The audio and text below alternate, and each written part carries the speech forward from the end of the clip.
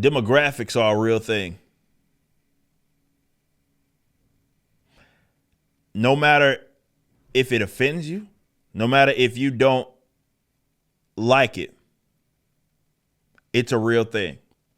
And one of the things that people get paid a lot of money, though they might not be that good at their jobs for big mega corporate entities, to acknowledge and research these demographics. Who is going to be most responsive to the type of material, be it a service or a good, that you put out? Who? And it's important that you know that when you are creating such a thing, especially if you're trying to enter into an industry. Now, that's offensive to some people that you acknowledge that reality. Todd McFarlane recently got into some trouble, and you may know Todd McFarlane particularly from his toys, but also his work with Spawn. And say what you will about Todd McFarlane. Todd McFarlane came through in the 90s and did some very ballsy things. And he said, despite his history with Marvel and DC, he was going to create his own thing. And he was going to, you remember, he used to talk a lot of shit, too. Y'all remember that commercial, that old commercial that he did, where he was basically, there were these two guys, corporate guys who represented Marvel and DC, and he came on the scene talking about his toys, and he was like, we're going to do what basically this competition, we're going to destroy them. And they were basically representative of Marvel DC. He wasn't playing around. This is why I laugh at people that are like, well, you shouldn't do that approach. You talk, you talk about Marvel and the DC, yet you're going to be a comic book creator, and you shouldn't do that. I was like, do y'all remember Todd McFarlane and how much shit he was talking when he first came out? Apparently you don't. And Todd did something so ballsy, and it was worthwhile, obviously, because now Marvel and DC go to him. Right? He's the guy. When it comes to the toy market, he's that guy. And now Marvel and DC pay him. They pay him to do their shit. That's a situation I'm trying to fucking be at. Shit. How about this? Fuck y'all. Y'all ain't the only legitimate ones that exist. Y'all need to be, ain't no me crawling to you. Y'all need to be crawling to me.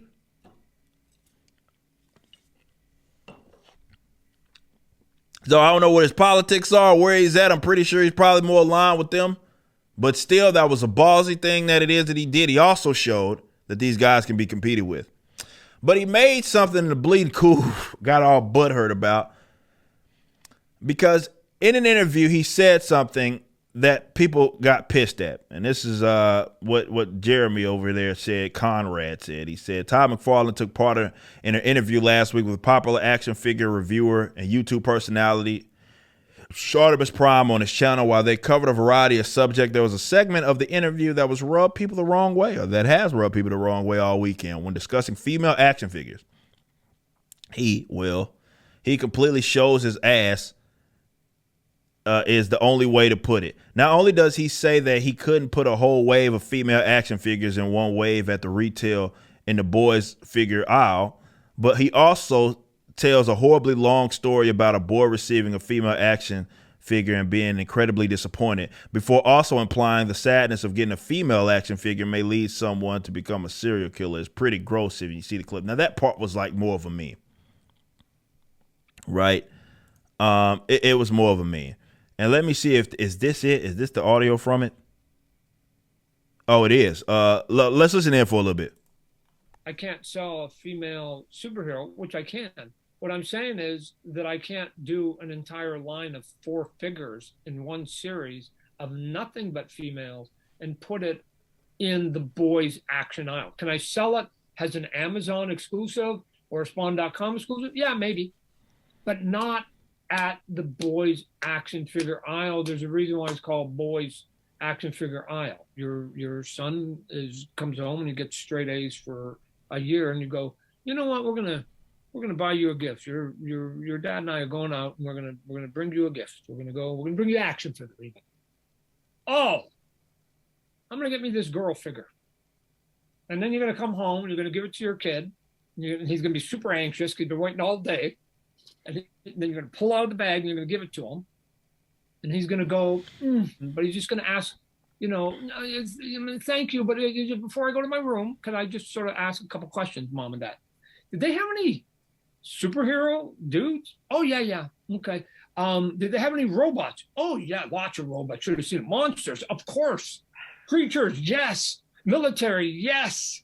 Okay, I had all of that. And what about dinosaurs, aliens? Oh, shit, you should have seen the pigs. And you got me the female figure, right? You got me the female figure. Now, I don't know if it's true or not, but somewhere along the line, serial killers begin at a certain spot. Oh my God. At some point, once you told your kid you walked away from monsters and aliens and he's basically saying how disrespectful it is. What are you talking about? We're dudes. We're little boys. Come on, man. I'm not saying we can't sell exclusive. I'm just saying I tell that story when you're selling at the masses. When sometimes I'm dealing with people and they want me to do 2/3 of my line is the villains and or the females or the kid characters. I go, dudes, can't. So Todd, if there's anybody that knows about this shit, and I'm not going to read any more to this idiot that gets all pissed off, it's a fact, right? He simply is acknowledging, and it sounds fucked up to those people who are so worried about social justice. It's just a reality. I couldn't imagine when I was young, like not in a collector sense, right? As what more older people do, because you're not actually playing with the action figures. You're more, I'm going to put it up and I'm going to do whatever. But with young people, if my mom would have came fucking home with like some fucking girl action figure, I'd be like, Mom, what the fuck is this? Y'all remember that Lego study, right? Where Legos, they were showing how, I think it was Lego, how basically boys and girls play completely different, right? With like toys or whatever. It found that the boys, they try to basically be who that like character, let's say, is, right? Like I'm Batman, right? Whereas to the girls, we'll look at it like, I want to make that about me, right? So they'll dress them up or do whatever to make it be like them. It shows just the core difference where you just have a blank slate, just biologically, really, how they're wired different. So yes, they're going to be more interested in the male figures, the male characters, than they are the female ones. And that's not a knock. Like he said, he's like, I'm not saying that I can't sell them, but I can't do a fucking entire line and expect that to be success. And it's supposed to be at the boys aisle of whatever store that they're fucking going at, boys action figure aisle. It's not going to do that well. So they get mad when you sit up here and acknowledge that that's just a fact.